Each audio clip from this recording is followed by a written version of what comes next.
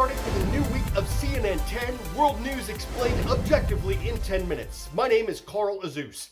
How long is the question being asked by workers, students, politicians, and business leaders around the world with so many places shut down? According to Johns Hopkins University, there were more than 684,000 cases of coronavirus worldwide when we produced this show.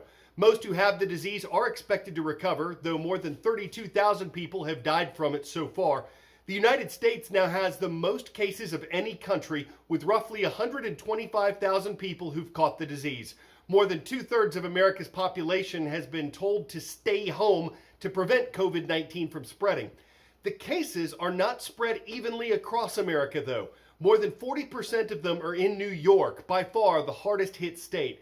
That's why on Saturday, the U.S. Centers for Disease Control told people in New York and in two neighboring states, Connecticut and New Jersey, not to travel to other states.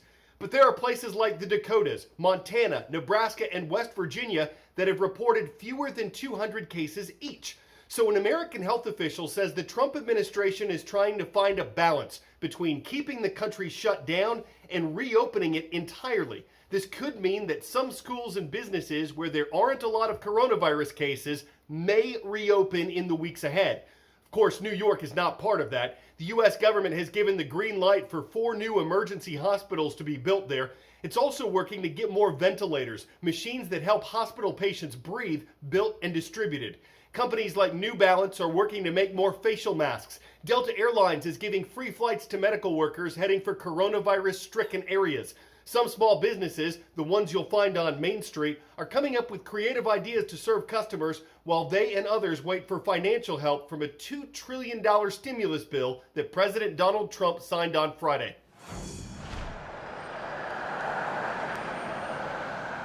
Behind the forced closure of each door on one short block of stores is a story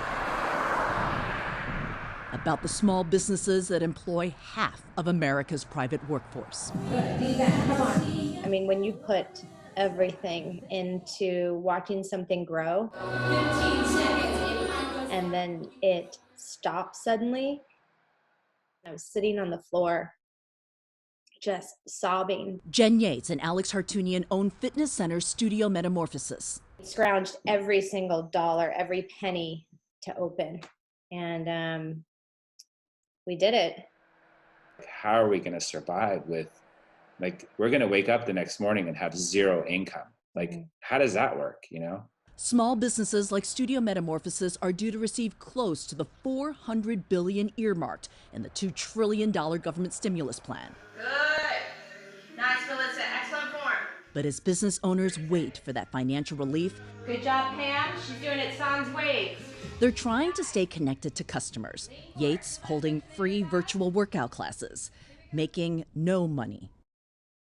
10-second trivia. The flag of Cambodia is the only one in the world with what feature?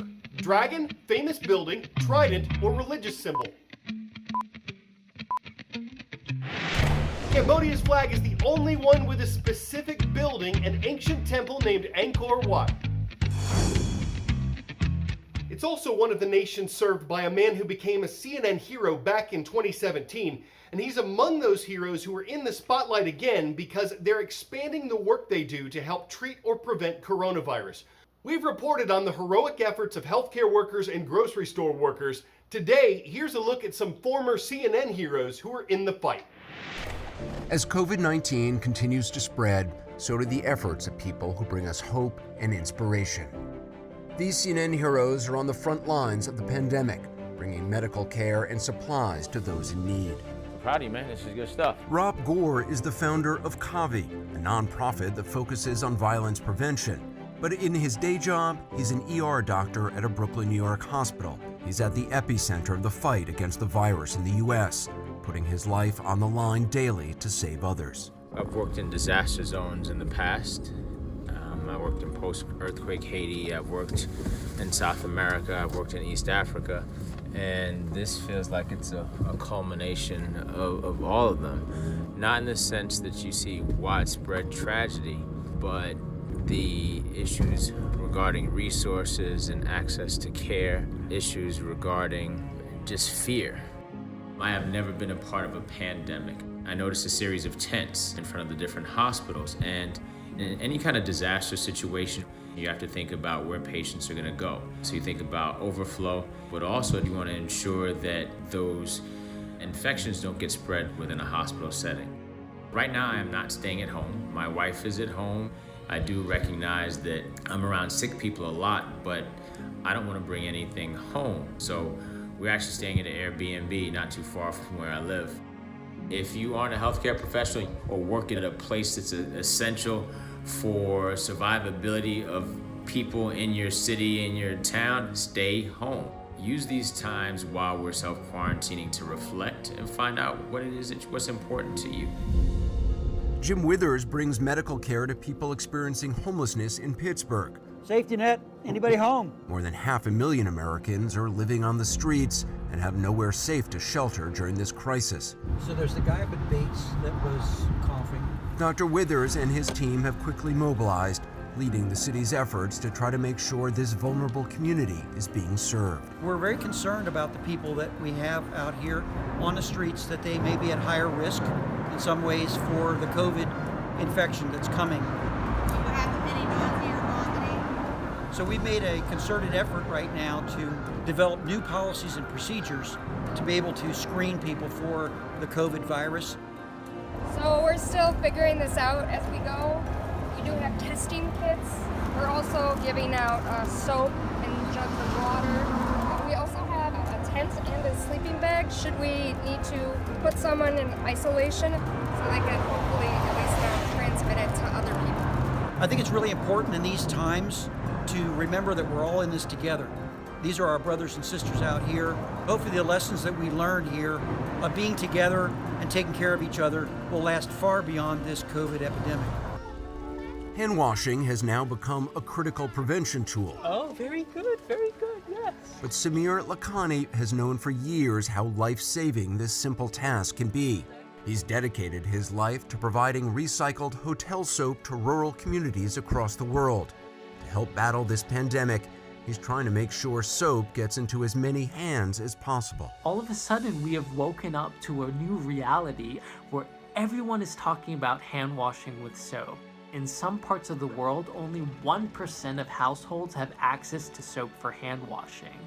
In the last 2.5 months, we have provided over 375,000 bars of soap to people in affected countries. And also, we are on track, should this virus still persist, to reach 2.5 million people by the end of this year. All of a sudden, I feel a certain sense of closeness to the people in my community, but also to people around the world. It is as if the color of our skin and our boundaries have just dissipated and dissolved in front of our eyes. The disappearing of boundaries, inspiring acts of selflessness and unwavering courage from everyday heroes, reminding us all that we're not in this alone.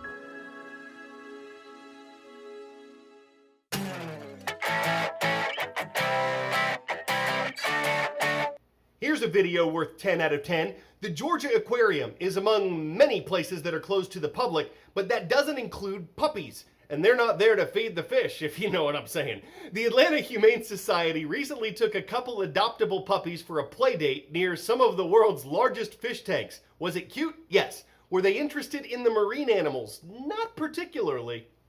Though they're still just puppies.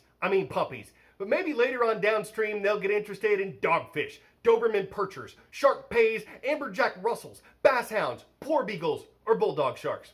I'm Carl Azus, Ranburne High School in Ranburne, Alabama. Thank you for requesting a mention on our official YouTube channel. We are posting all kinds of explainers on all kinds of topics there, so please be sure to subscribe to youtube.com/CNN10.